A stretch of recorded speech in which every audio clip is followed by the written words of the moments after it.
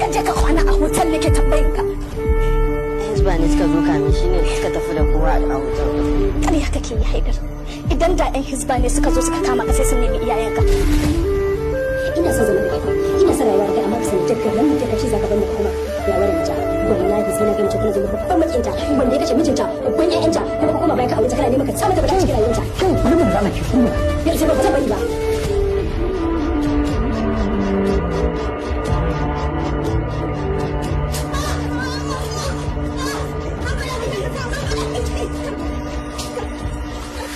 Wani dare zango ne.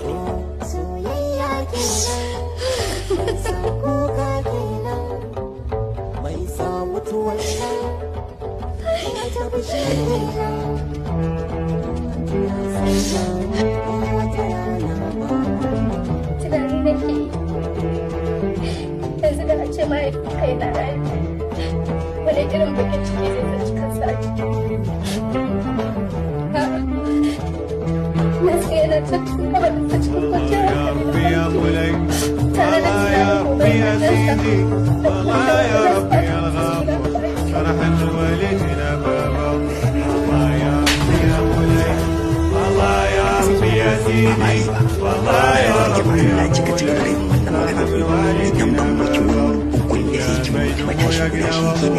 يا حرام الرياسي والله يا ربي ina ka koyi wannan sata ka ɗauki kuɗi ba tare da والله يا ربي يا سيدي والله يا ربي يا والدينا بابا والوليد سيدي قعسر لا ما غم والله يا ربي يا مولاي na rantse da sarkin da yake busa min numfashi duk sai na kashe su ba wanda zai yi rayuwa a cikin duniyar nan.